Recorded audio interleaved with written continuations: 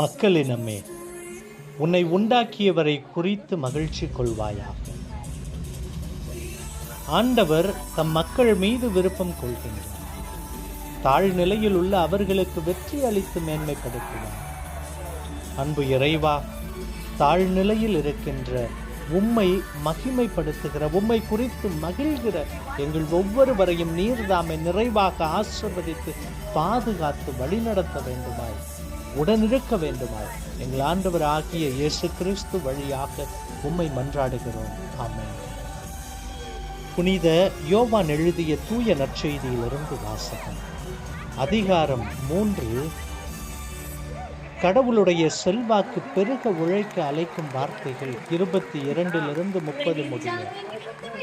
அக்காலத்தில் இயேசுவும் அவர் தம் சீடரும் யூதேய பகுதிக்கு சென்றனர். அங்கே அவர் அவர்களோடு தங்கி திருமுழுக்கு கொடுத்து வந்தார். யோவானும் சலீம் என்னும் இடத்துக்கு அருகில் உள்ள ஐனோனில் திருமுழுக்கு கொடுத்து கொண்டிருந்தார். ஏனெனில் அங்கு தண்ணீர் நிறைய இருந்தது. மக்கள் அங்கு சென்று திருமுழுக்கு பெற்று வந்தார்கள். யோவான் சிறையில் அடைக்கப்படும் முன் இவ்வாறு நிகழ்ந்தது. ஒரு நாள் யோவானின் சீடர் சிலருக்கும் யூதர் ஒருவருக்கும் இடையே தூய்மை சடங்கு பற்றி விவாதம் எழுந்தது. அவர்கள் யோவானிடம் போய், ரபி, யோர்தான் ஆற்றின் அக்கறை பகுதியில் உம்மோடு ஒருவர் இருந்தாரே, நீரும் அவரை குறித்து சான்று பகர்ந்தீரே. இப்போது அவரும் திருமுழுக்கு கொடுக்கிறார், எல்லாரும் அவரிடம் செல்கின்றனர் என்றார்.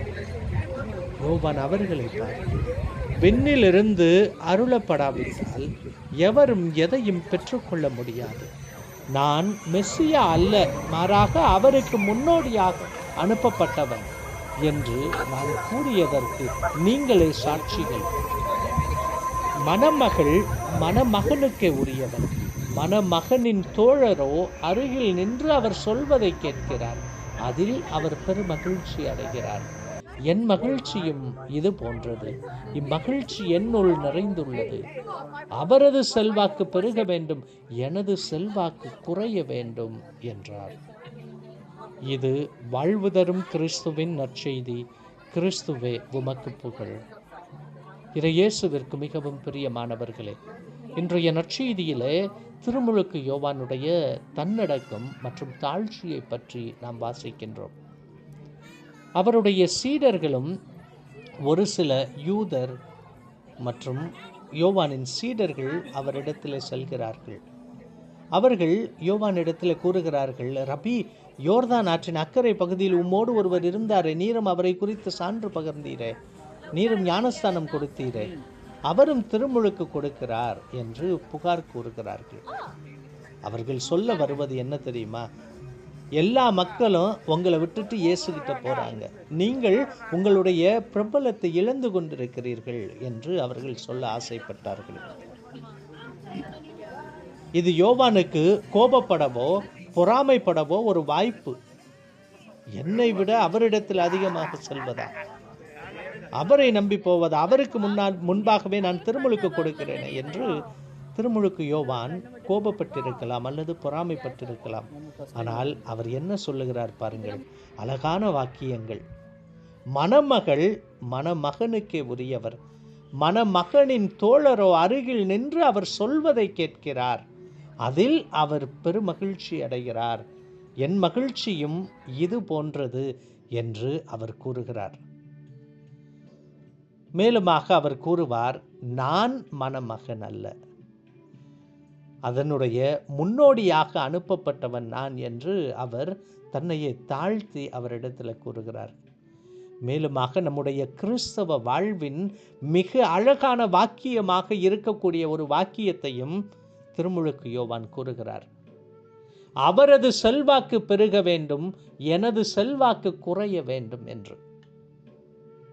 இந்த குறைதல் என்ற கருத்தின் ஆழத்தை புரிந்து கொள்ள இரு புனிதர்களுடைய வாழ்வை நாம் பார்க்கலாம். புனித லூயிஸ் மற்றும் புனித செலின் மார்ட்டின். இவர்கள் புனித தம்பதியினர். இவர்கள் யார் என்று நினைவுக்கு வருகிறதா? புனித குழந்தை தெரசம்மாளின் சிறிய புஷ்பத்தின் பெற்றோர்கள். புனித லூயிஸ் மார்ட்டின் ஒரு கடிகார தொழிலாளியாக இருந்தார். செலின் ஒரு சரிகை தொழிலாளி. இருவரும் இளமையில் மடாலயத்திற்கு செல்ல விரும்பினார்கள். ஆனால் கடவுள் அவர்களுக்கு வேறு திட்டம் வைத்திருந்தார். 1858 திருமணம் செய்து கொள்கிறார்கள். இது ஒரு வித்தியாசமான திருமணம். முதல் 10 மாதங்கள் அவர்கள் சகோதர சகோதரிகளாக வாழ்கிறார்கள், கணவன் மனைவியாக அல்ல. அவர்கள் நினைத்தார்கள் இது கடவுளுக்கு அர்ப்பணிக்கப்பட்ட வாழ்க்கை என்று. ஆனால் ஒரு முறை அவர்கள் ஆன்மீக வழிகாட்டியோடு பேசிக்கொண்டிருக்கிற பொழுது அவர் அவர்களை பார்த்து கூறுகிறார், கடவுள் உங்களை திருமண வாழ்க்கைக்கு அழைத்திருக்கிறார், குழந்தைகளை பெற்றெடுங்கள், அவர்களை கடவுளுக்கு ஒப்புக்கொடுங்கள், கடவுளுக்கு வழிகாட்டுங்கள் என்று அவர் கூறுகிறார். அவர்கள் கீழ்ப்படிந்தார்கள். அவர்களுக்கு 9 குழந்தைகள் பிறக்கிறார்கள். 4 பேர் இறந்து விடுகிறார்கள். 5 பெண் குழந்தைகள் வாழுகிறார்கள். இவர்கள் தங்களுடைய படிப்பினைகளில் முதன்மையாக வைத்திருந்தது ஒவ்வொரு நாளும் குடும்ப ஜெபம், ஒவ்வொரு ஞாயிற்றுக்கிழமையும் திருப்பலி, ஏழைகளுக்கு உதவி. இதோடு மட்டுமல்லாமல் குழந்தைகளுக்கு அவர்கள் என்ன கற்பித்தார்கள் தெரியுமா? எப்பொழுதுமே நீங்கள் கடவுளுக்கு முதலிடம் கொடுக்க கற்றுக்கொள்ளுங்கள். அவரது செல்வாக்கு பெருக உழையுங்கள், நமது செல்வாக்கு குறைய உழையுங்கள் என்று அவர்கள் கூறினார்களாம். ஆனால் அதிலே மிகவும் முக்கியமானது, அவர்கள் தங்களையே குறைத்து கொண்டார்கள், தங்களுடைய செல்வாக்கை குறைத்து கொண்டார்கள். அவர்கள் தங்களுடைய கனவுகளை, மடாலய வாழ்க்கையை தியாகம் செய்தார்கள். அவர்கள் தங்களுடைய குழந்தைகளின் அழைப்புக்கு வழிகாட்டினார்கள். ஒன்றன் பின் ஒன்றாக 5 பேருமே அருட்சகோதரிகளாக, கன்னியாஸ்திரிகளாக மாறுகிறார்கள். அவர்களுடைய கடைசி பெண் தான் புனித குழந்தை தெரசம்மாள். 15 வயதில் கார்மல் சபைக்கு சென்று 24 வயதில் இறந்து விடுகிறார். ஆனால் அவளது சிறிய வழி என்கின்ற அந்த சிறிய முயற்சிகள் உலகத்தையே மாற்றியது. இன்று அவர் திருச்சபையின் மறைபரப்பு பணியாளர்களின் பாதுகாவலியாக விளங்கி கொண்டிருக்கிறார். எளிமையாக வாழ்ந்தார்கள், அமைதியாக இறந்தார்கள். ஆனால் அவர்களது குறைதல் என்ன பலன் தந்தது? 5 கன்னியாஸ்திரிகளை, 5 அருட்சகோதரிகளை உருவாக்கியது. குறிப்பாக புனித தெரசம்மாளின் வாழ்க்கை உலகம் முழுவதும் மில்லியன் கணக்கான மக்களின் வாழ்க்கையை மாற்றியது. இறை இயேசுவிற்கு மிகவும் பிரியமானவர்களே, இன்று நாம் வாசிக்க கேட்ட புனித திருமுழுக்கு யோவானின் அந்த வார்த்தைகளும் இவர்களுடைய வாழ்க்கையும் நமக்கு என்ன கற்றுக் கொடுக்கிறது? முதலாவது, அவர் செல்வாக்கு பெருக வேண்டும், என் செல்வாக்கு குறைய வேண்டும் என்ற மனநிலையில் நாம் ஒவ்வொருவருமே வாழ வேண்டும். நாம் ஒவ்வொருவருமே பெரியவர்களாக பதவி கிடைக்க வேண்டும் என்று உழைத்து கொண்டிருக்கிறோம். அனைவருக்குமே பதவி ஆசை இருக்கத்தான் செய்கிறது. என்னுடைய சோஷியல் மீடியாவில், என்னுடைய ஃபேஸ்புக்கில் ஃபாலோவர்ஸ் அதிகமாக இருக்க வேண்டும், என்னுடைய பணியிடங்களில் எனக்கு எப்பொழுதுமே பணி உயர்வு கிடைக்க வேண்டும், சமூகத்திலே எனக்கு பெயர் கிடைக்க வேண்டும் என்று தான் பலர் வாழ்ந்து கொண்டிருக்கிறோம்.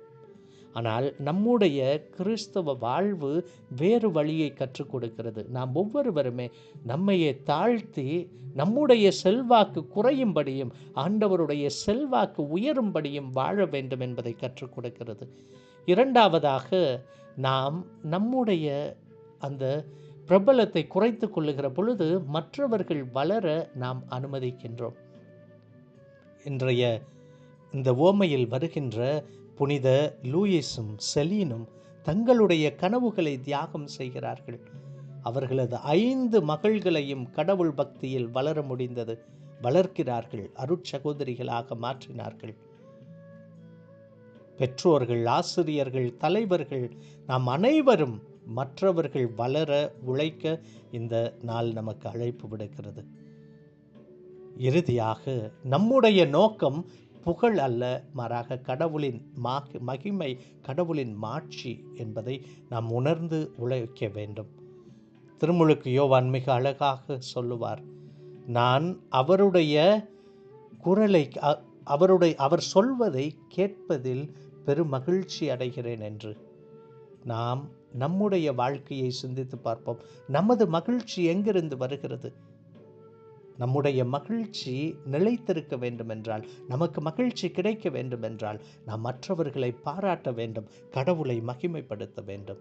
ஆகவே அன்பார்ந்த சகோதர சகோதரிகளை, நாம் நம்மையே குறைத்து கொள்ள தயாராக இருக்கிறோமா? நாம் நம்மையே தாழ்த்து கொள்ள தயாராக இருக்கிறோமா? மற்றவர்கள் வளர அனுமதிக்க தயாராக இருக்கிறோமா என்று நாம் சிந்தித்து பார்ப்போம். நாமும் திருமுழுக்கு யோவானைப் போல கடவுளது செல்வாக்கு பெருக வேண்டும், எனது செல்வாக்கு குறைய வேண்டும் என்ற மனநிலையில் வாழ்வோம்.